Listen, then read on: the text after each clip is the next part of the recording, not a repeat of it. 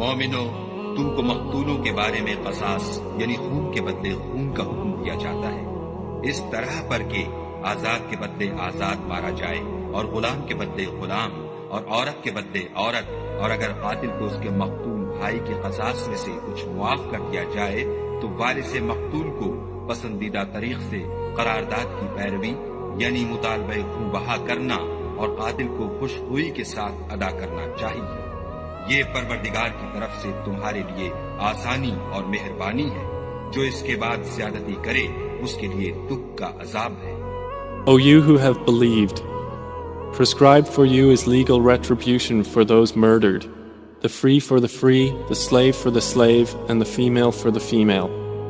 But whoever overlooks from his brother anything, then there should be a suitable follow-up and payment to him with good conduct. This is an alleviation from your Lord and a mercy. But whoever transgresses after that will have a painful punishment.